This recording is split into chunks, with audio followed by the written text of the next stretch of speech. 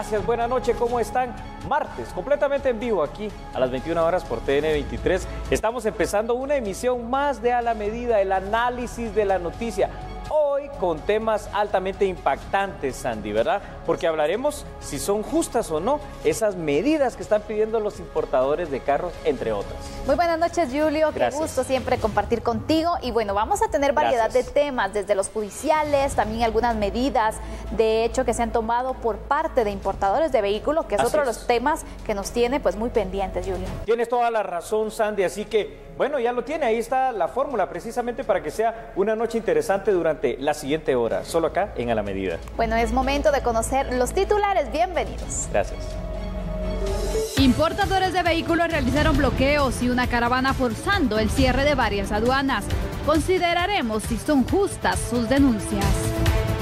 Las extorsiones son el tema de nunca acabar y pareciera que las soluciones no existen. En instantes exploramos cómo frenar las extorsiones al transporte público. Sin la presencia de CICIG, ¿son válidos sus testigos? Analizamos a fondo el tema en A la Medida. Según un informe, Guatemala encabeza la lista de casos por desnutrición en toda Latinoamérica. Quieren más vallas publicitarias para hacer campaña política. Partidos políticos rechazan normativa del Tribunal Supremo Electoral. El nuevo presidente de Brasil prometió abrir su país a los negocios. También prometió trabajar en armonía con las naciones del mundo a favor del medio ambiente.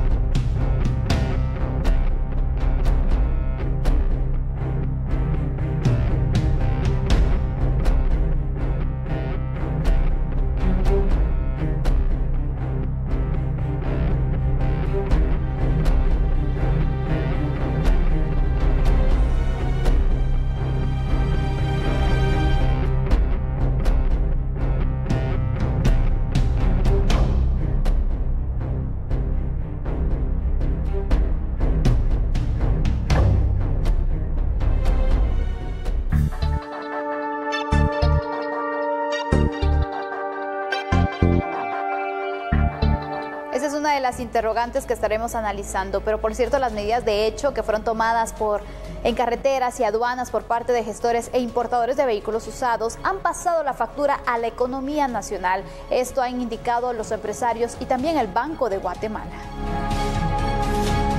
Nosotros somos libres, respetuosos del libre derecho de manifestación de las personas o de los grupos que quieran manifestar, siempre y cuando esto, en primer lugar, no ponga en riesgo la vida de las personas ni de los guatemaltecos, y por otro lado, que también no interrumpa las actividades económicas comerciales.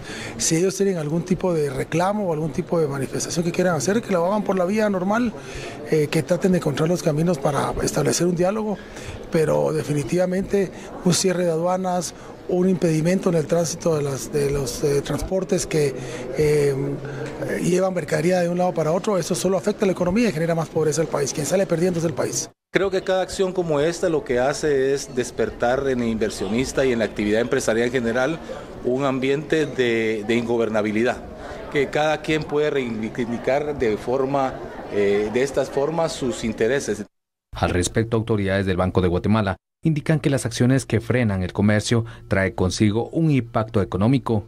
Definitivamente todo tipo de bloqueos que afectan la movilidad de las personas y de los productos y los bienes y servicios puede impactar o impacta la economía, dependiendo también de la duración de los mismos. Nosotros realmente esperamos que este tipo de problemas pues no continúen, porque al final no solo afectan la movilidad de las personas, sino efectivamente impactan la economía. Mientras tanto, la Asociación Guatemalteca de Exportadores AGEXPORT reportó que un día de bloqueo generó pérdidas por más de 30 millones de dólares. La SAT ha presentado más de 1.700 denuncias por facturas fraudulentas que han sido presentadas por importadores de vehículos.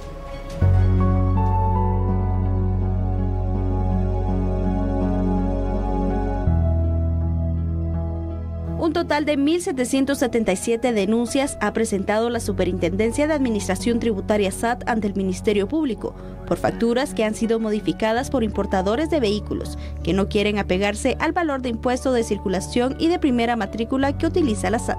El intendente de aduanas, Guarnero Valle, señaló que hay otros 4.000 casos que estarán siendo investigados. Sí, hemos presentado denuncias para 1.777 vehículos.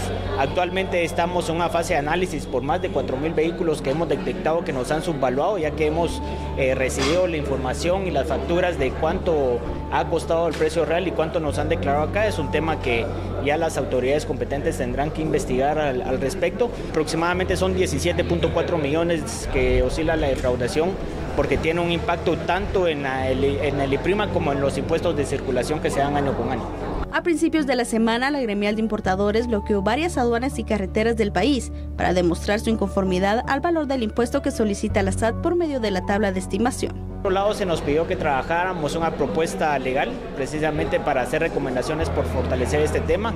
Actualmente la ley no nos da un andamiaje para nosotros hacer una revisión de una tabla de valor, solo nos dice que la tenemos que tener lista para noviembre y publicarla, y hacia eso es que vamos a trabajar.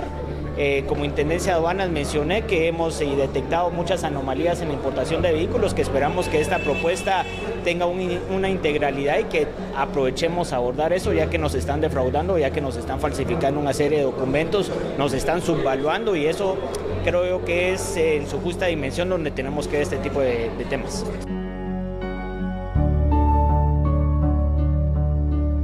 Nosotros como gremial de buena fe vamos a levantar creyendo de que las personas involucradas nos van a dar una solución. Solución ahorita no hay, porque entendemos también que es un proceso, comprendemos que de la noche a la mañana no se pueden crear este tipo de cosas, pero queremos ver, así como vamos a poner nosotros de buena fe, solucionar esto de una vez. Aunque los importadores acordaron parar los bloqueos, la Corte de Constitucionalidad otorgó un amparo provisional a favor de la Cámara de Comercio, quienes señalaron que estas medidas han causado grandes daños a la economía y violan el derecho constitucional a la libre locomoción.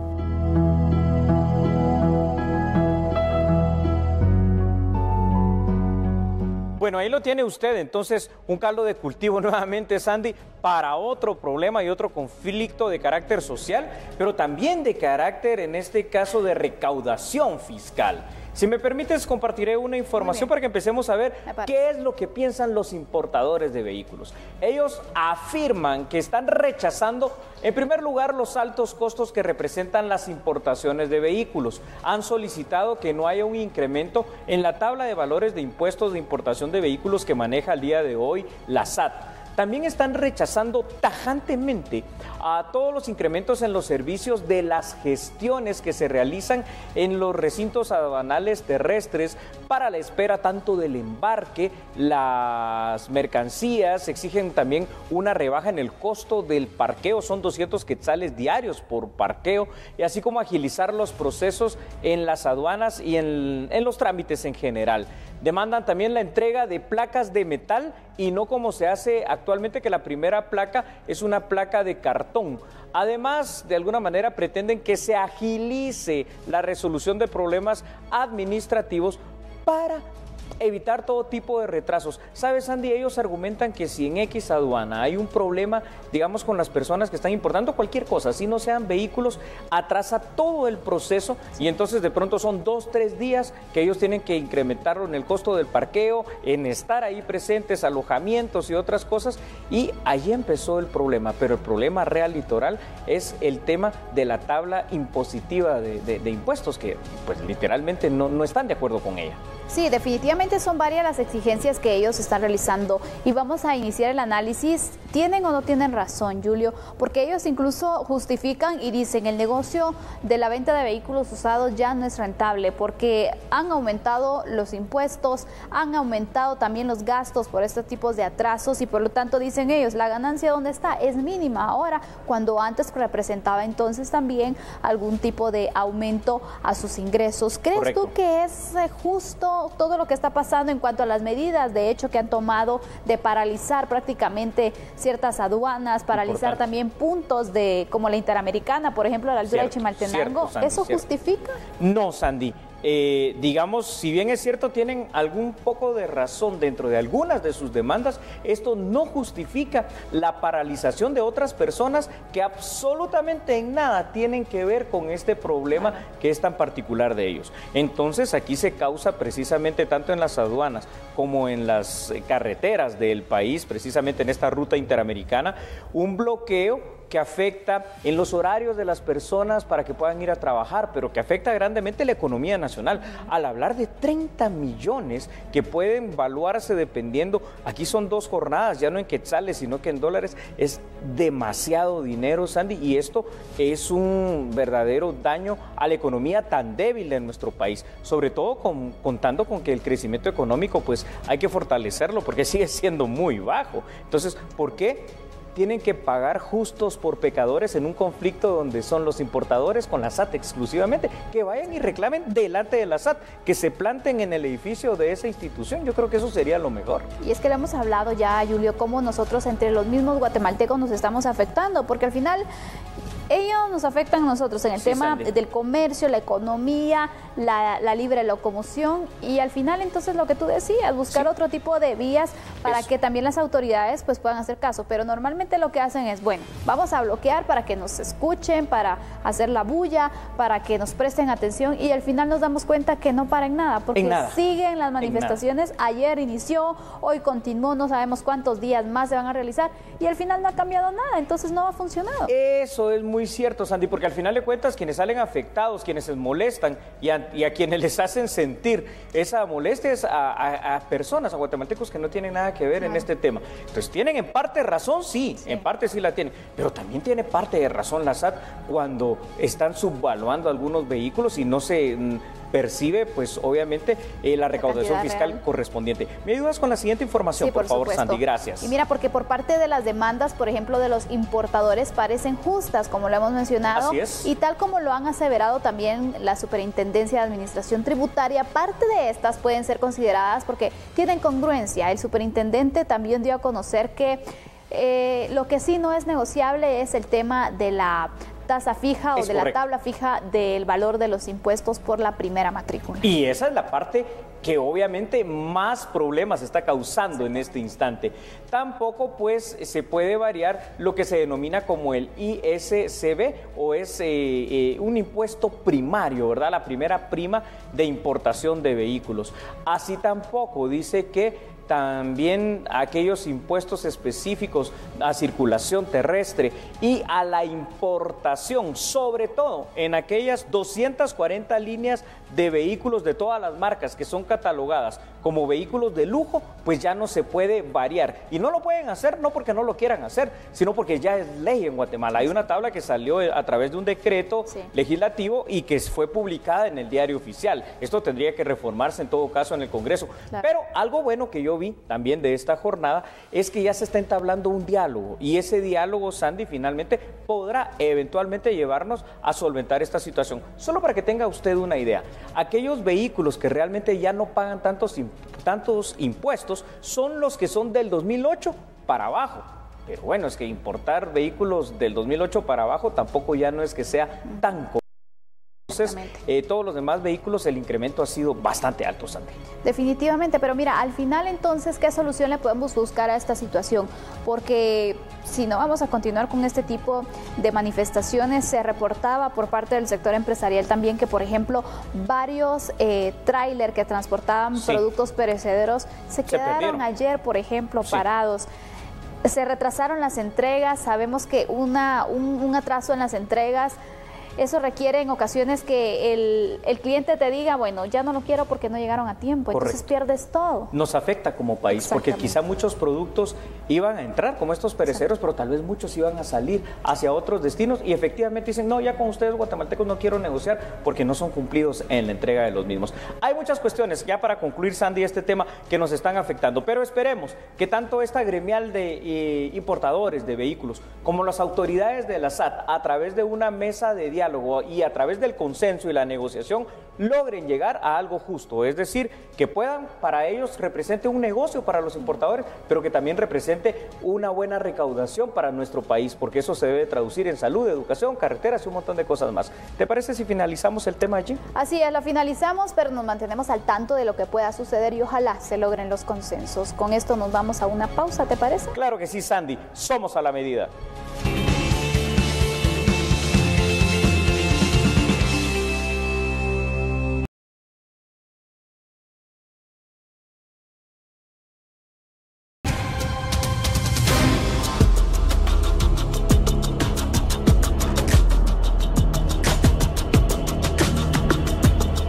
En seguimiento al acto de terrorismo urbano, hoy se realizó un mega operativo por parte de las fuerzas de seguridad para intentar de esta manera encontrar al pandillero que llevó en su motocicleta a la atacante de la ruta 32 y también a otros pandilleros que pueden estar involucrados.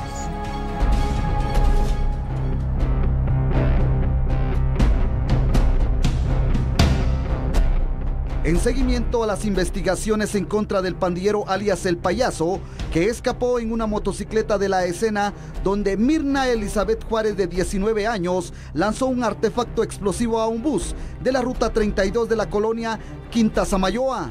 Agentes de la Policía Nacional Civil realizaron un vasto operativo en los alrededores de la referida colonia para capturar a mareros de la misma clica, que operan en varias colonias de la zona 7.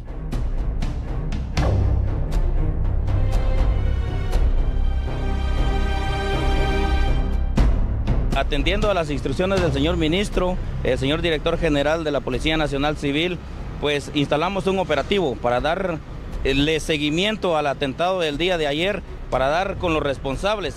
Esto es una respuesta ante este hecho delictivo, para que sepan que nosotros somos los que tenemos el control y vamos a dar con los responsables de este hecho lamentable. ¿Se busca al responsable que huyó en una motocicleta, Víctor? Así es, nosotros tenemos en este momento unidades, en este operativo, unidades de Fuerzas Especiales de Policía, SGAIA, explosivos y sobre todo investigación criminal, para dar con los responsables de este hecho lamentable. Subdirector de operaciones, si nos puede comentar en torno a la presencia que ustedes van a mantener. Claro que sí, buena tarde. Este operativo obedece a una reacción institucional. Nosotros como Fuerza de Seguridad estamos trabajando para mantener la paz y la tranquilidad en las calles. Es un operativo que vamos a seguir haciendo a gran escala en cualquier punto de la ciudad capital, porque lo que queremos es que el ciudadano se sienta tranquilo al momento en que viaja en un bus, que el ciudadano empiece a ver el esfuerzo que como Policía Nacional Civil hacemos todos los días y lo vamos a seguir haciendo, y que el delincuente sepa que andamos detrás de ellos y que intentando en cualquier motivo, pero los vamos a capturar. Estamos utilizando toda nuestra fuerza operativa, tanto en la capital como en los departamentos, para lograr un objetivo de darle a la población tranquilidad. Durante el operativo utilizaron agentes K9 para verificar en las unidades de transporte urbano si existía algún artefacto explosivo. Además, revisaron a los pasajeros si transportaban algún ilícito oculto.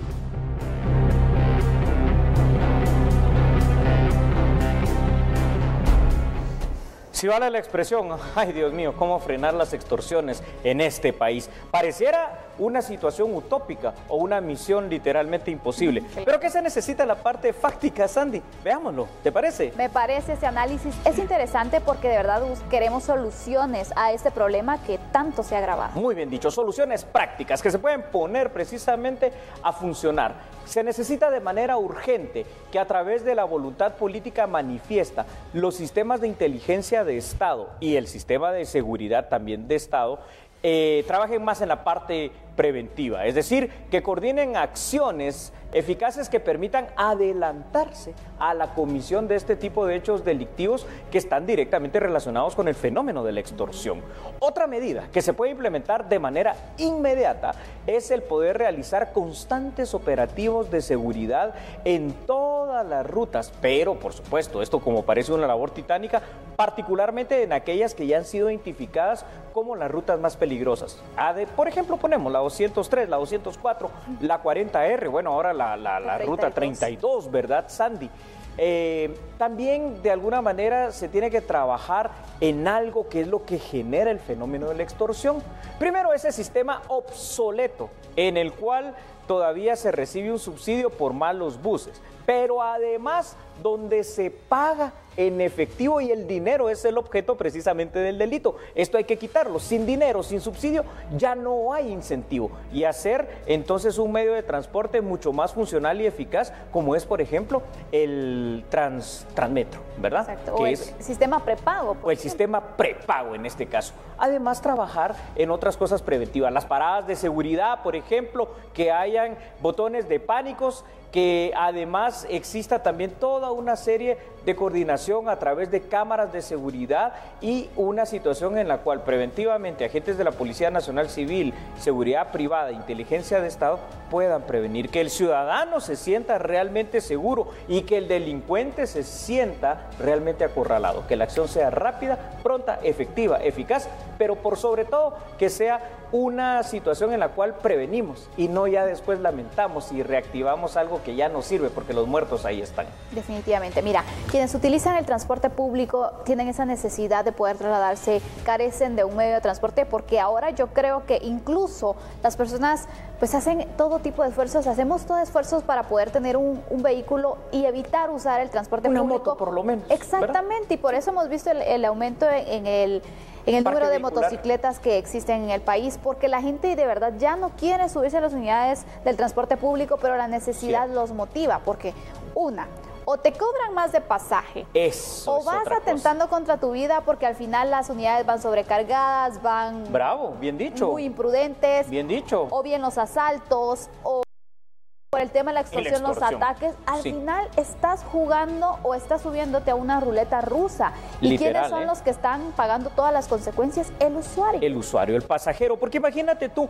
en el tema de la extorsión, te subes a un bus que no ha pagado la extorsión o al cual van a atacar para darle el ejemplo, llamémosle así a los demás, y entonces si tú estás en esos lugares cercanos al chofer, corres este riesgo precisamente hasta de morir. Esto no se vale, pero lo perfilaste de una manera excelente, Sandy. Un sistema de transporte obsoleto que no sirve, con buses absolutamente viejos, infuncionales, a los cuales tal vez está pagando un subsidio por unos 30 buses para una empresa y están circulando 15 o 20, ¿verdad? Entonces hay todo un sistema de corrupción que también aquí hay que atacar. Exacto. Y sobre todo, Sandy, tú lo dijiste también muy bien, si el dinero es el gran problema, pues cambiemos, migremos al sistema prepago, con tarjetas electrónicas, donde entonces yo ya puedo tener casetas o lugares o en los mismos bancos donde me vendan a mí la recarga, pero ahí hay otro tipo de seguridad, ¿verdad, Sandy? Definitivamente. Mira, el tema que tocaste también, el de corrupción, por ejemplo, se da un subsidio por las unidades. Sí, Sandy. ¿En qué se invierte el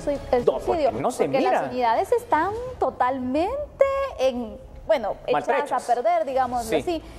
Hay unos que parecen que caminan con leña, ¿sabes? De la cantidad de humo que están sacando, es terrible. Entonces, hay muchas unidades que ya no deberían de circular porque incluso los asientos da una vergüenza. Los lugares donde las personas tienen que acomodarse ahí a como les vaya, ¿verdad? Pero entonces, también otra situación que yo quiero que Dime, tú, Sandy, ya manera de conclusión, porque sabemos que el tiempo se nos da. Sí, qué rápido. Cómo las estructuras criminales incluso están dentro de estas unidades o dentro del transporte público. Ojo, me parece un buen punto para que sea la conclusión a este tema.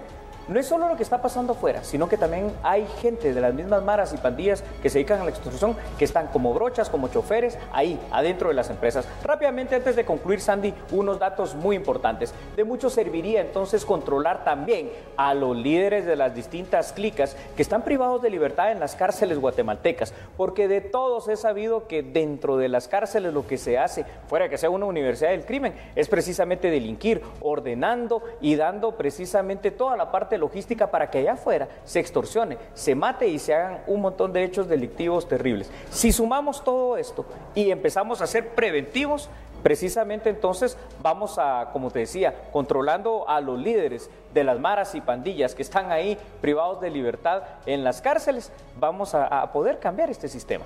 Por supuesto, vamos a colocar unos datos también, pedimos a producción para que lo vean en pantalla. Lo coloque exactamente, relatando y resaltando los puntos que tú das a conocer, Julio. Claro que sí, Sandy, ya dijimos los primeros dos, así que lo que hay que hacer es prevenir también, gracias, la incorporación de los jóvenes a las estructuras criminales, particularmente de las maras. La prevención debe combinarse con estos operativos de inteligencia y seguridad, y por eso ayer aplaudíamos lo que está haciendo la Secretaría de Bienestar Social con los jóvenes para tratar de reinsertarlos y de rehabilitarlos de una manera efectiva, porque la única manera de empezar a debilitar verdaderamente la estructura de las maras y pandillas y por ende de los extorsionistas es que éstas ya no existan, pero para eso deben de cambiar muchas cuestiones sociales y además, y con esto si me permites concluyo al menos en mi análisis, Sandy, si tú quieres agregar algo más, también combatir a esas denominadas estructuras de imitadores. Exactamente, urge entonces una modificación, una reforma estructural, una reforma completa al sistema del transporte público,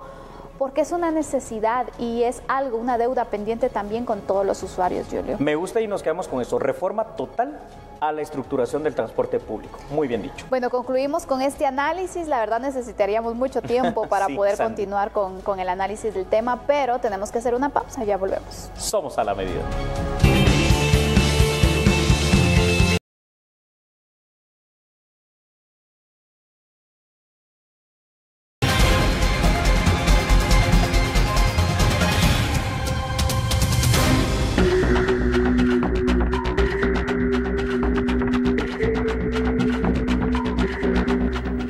Bueno, acá hay un tema interesante en la parte legal, ¿no? Sin la presencia de la CICIG ya como querellante adhesivo, ¿qué va a pasar con los testigos, Andy? Porque hay muchísimos procesos abiertos y hay un impasse jurídico, literalmente, ¿verdad? Y bueno, también dábamos a conocer la semana pasada cómo en un caso se había, exactamente, se apartó entonces a la CICIG. ¿Por qué? Porque no acudieron a las audiencias que se habían realizado por el tema entonces de la duda qué pasará con la Comisión Internacional contra la Impunidad en Guatemala. Mientras la jueza dijo, bueno, no han venido, están atrasando también el proceso, que se retiren y que sigan de una forma extraoficial, ¿verdad? ¿Qué pasaría con los otros casos? Y me gustaría que tú nos hicieras el análisis, pero que revisáramos qué dice la legislación. Eso me parece excelente, Sandy. Nos vamos a la ley, ¿te parece? Me parece. Bueno, usted en pantalla va a ver entonces precisamente la ley para que la revisemos juntos, tal y como lo ha pedido mi compañera Sandy Monroy. Revisemos el Código Procesal Penal. En el artículo 116, que se refiere a la figura del querellante adhesivo, en los delitos de acción pública el agraviado podrá provocar la persecución penal o podrá adherirse a la ya iniciada por el Ministerio Público. Esto precisamente es lo que ha hecho CICIG hasta este punto. Ahora bien, en pantalla va a ver en este mismo momento otra información a través del artículo 119, para que veamos toda la parte legal de una sola vez. ¿Te parece, Sandy? Me parece. ¿Qué dice el artículo 119, siempre del Código Procesal Penal? Asevera que se considera abandonada, escuchen ustedes esto, abandonada, la intervención por el querellante, en este caso adhesivo, entre otras, cuando es citado a prestar declaración testimonial o a la realización, escuche usted, de cualquier medio de prueba, y esto incluye a los testigos, para cuya práctica sea necesaria su presencia y cuando no comparezca sin justa causa. Este desistimiento, que también tiene la figura del abandono, impedirá, según nuestra toda posterior persecución por parte del querellante adhesivo en virtud del mismo hecho que constituye el objeto de su investigación. Esto también aplica, escúchelo usted, para los testigos ofrecidos. Entonces yo creo que la ley ahí es clara, es lo que dice el Código Procesal Penal. Y además, Sandy, si tú me lo permites y nuestros televidentes también, el derecho penal tiene algunos principios que hay que respetar. Primero, el principio de continuidad. Claro. Una vez que se inicia la audiencia, debe de seguir, por supuesto, no puede parar, pero también está el principio de inmediación procesal. ¿Qué significa eso? Que los que tienen que estar presentes en todas las diligencias, en este caso entiendas en las audiencias, son las partes procesales. Claro. Te recuerdo a los televidentes, Sandy, ¿cuáles son las partes procesales del proceso penal? Bueno, está el juez o el tribunal, el imputado, obviamente, con su defensa técnica, su abogado defensor, y el Ministerio Público. Todos los demás pueden o no estar, así sea el querellante adhesivo. Son las partes oficiales al final. Correcto. Y hablábamos también, tú nos aclarabas cómo los querellantes adhesivos únicamente entonces vienen a servir de apoyo, este caso al Ministerio Público, por ejemplo, en el caso de la CICIG. Y aquí la duda que se ha generado también es un poco, bueno, ¿qué pasa?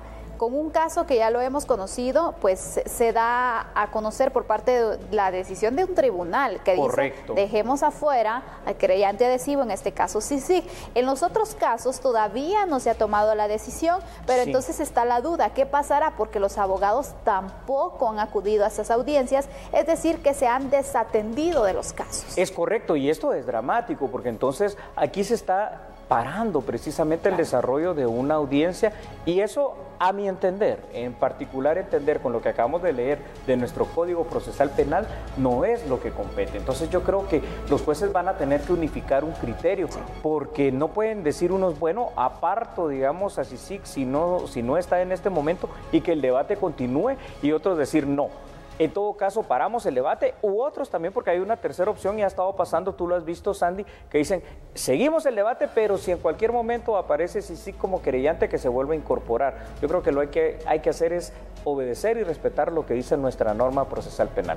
Como sea, pues ahí está, esta es la situación que tenemos en tribunales con casos de altísimo impacto. Y esto ha venido también a generar mucha polémica, porque muchos dicen, ¿por qué quieren sacar a CICIG? Hemos hablado también en varias ocasiones que ellos pueden seguir brindando el apoyo al Ministerio Público, pero ya no lo harían entonces como un querellante adhesivo, sino como un apoyo externo que se pueda tener en el caso. Una asesoría para el proceso, tienes tu razón. Ahí está el caso, ¿verdad? Vamos a ver entonces qué es lo que sucede con estos casos, si CICIG es apartada o no de los que están hasta el momento, y qué pasa también con los testigos que CICIG ha aportado. Le daremos seguimiento y usted lo conocerá aquí en A la Medida. Es momento de conocer otras noticias. Hablemos de la comisión pesquisidora que analizará las solicitudes de antejuicio en contra de 3 magistrados de la Corte de Constitucionalidad, que por cierto hoy agendó para el próximo martes iniciar con el cronograma de actividades.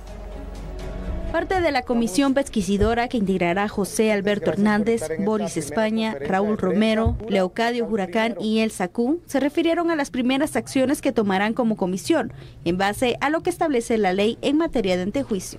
Utilizaremos el procedimiento establecido en el artículo número 17 de la materia de la ley de la materia de antejuicio, que es, como número 1, recibir el expediente de antejuicio por parte de dirección legislativa. 2, convocar a los integrantes de la comisión pesquisidora a una primera reunión. 3, establecer una agenda de trabajo. 4, conformar una asesoría jurídica. 5, recabar toda documentación e información pertinente. 6, examinar el expediente de antejuicio y demás documentos. Citar y escuchar a los promotores del antejuicio y a los magistrados. 8, practicar las diligencias que la comisión considere pertinentes. Citar o requerir información a las demás partes involucradas. Y como punto número 9, es emitir un informe circunstanciado que será presentado al Pleno del Congreso de la República. Aunque anunciaron que el próximo martes 29 de enero elaborarán el cronograma de actividades, adelantaron que citarán al presidente de la Asociación de Dignatarios de la Nación, Guillermo Pellecer, para detallar más sobre los señalamientos hechos en contra de los 3 magistrados, Gloria Patricia Porras, Bonerge Mejía y José Francisco de Matavela. Bueno, y usted por favor, espérenos unos breves instantes porque vamos a una pausa comercial, Sandy. Ya volvemos con más noticias nacionales e internacionales. Somos A la Medida.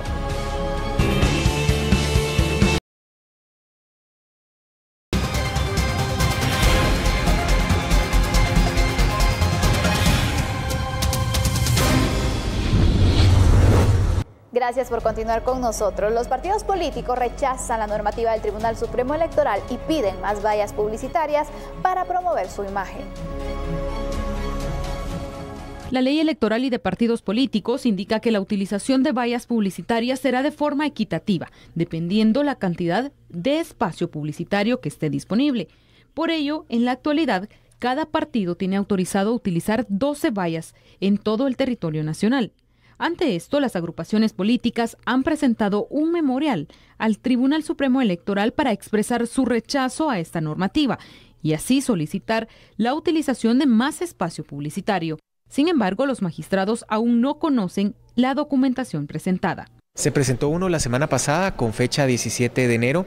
Según nos comentaba Secretaría General, ingresó, no aparecen nombres, solo algunas firmas ilegibles, en el cual los partidos políticos manifiestan su inconformidad respecto al sorteo de las vallas. Esto en su momento lo conocerá el Pleno de Magistrados. Lo que ellos manifiestan es que no están de acuerdo la forma en que se distribuyó las vallas, así como el número de las mismas.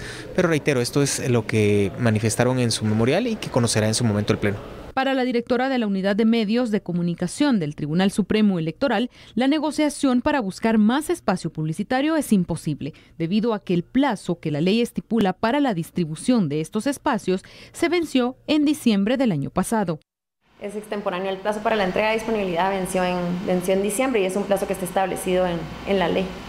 Bueno, en este momento, uno de las limitantes sería que el plazo para esa entrega de disponibilidad está establecido en la ley electoral y era las 2 últimas semanas de diciembre del 2018. Entonces, esa es una de las limitaciones a que se pueda ampliar esa disponibilidad. En total, las vallas asignadas y autorizadas por el Tribunal Supremo Electoral son 324 en todo el territorio nacional, las cuales fueron distribuidas entre los 27 partidos que participarán en la contienda, lo que dio un resultado de 12 vallas por partido.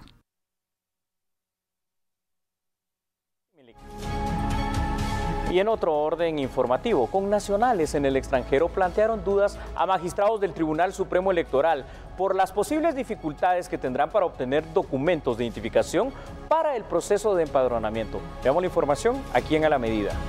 Representantes de los guatemaltecos que viven en Estados Unidos expresaron que la falta de coordinación entre los consulados y el Registro Nacional de las Personas con el Tribunal Supremo Electoral impide que ellos puedan obtener su certificado de nacimiento para poder empadronarse. En algunas ocasiones han debido pagar hasta $50 para poder obtenerlas en entidades ajenas a los consulados. Uno de los problemas que tenemos nosotros, y los quiero decir a ustedes aquí en cámaras, porque es muy importante, ¿cómo es posible que los guatemaltecos puedan sacar pasaporte, matrícula consular, DPI, y el consulado no lo proporciona, pero no nos tramita la certificación de nacimiento? Es ilógico que nosotros queremos tener nuestra certificación de nacimiento y los consulados no lo pueden tramitar. Tiene que caer la persona a entidades ajenas del consulado a que se la venda por $50 y entonces ¿cómo queremos que el guatemalteco pueda votar en los Estados Unidos cuando el Ministerio de Relaciones Exteriores con RENAP no se ponen de acuerdo para que el guatemalteco pueda obtener su certificación de nacimiento para que se empadrone? Los connacionales hacen un llamado a las autoridades para obtener la documentación necesaria para poder ejercer el voto. Uno de los problemas es que el guatemalteco que vive allá no está interesado en un DPI, porque allá vive, lo que quiere es su certificación de nacimiento.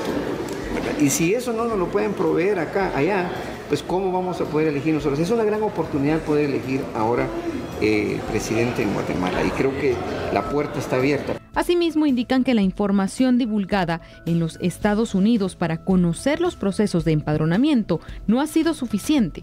Apenas la semana pasada se enteraban de la plataforma electrónica para empadronarse.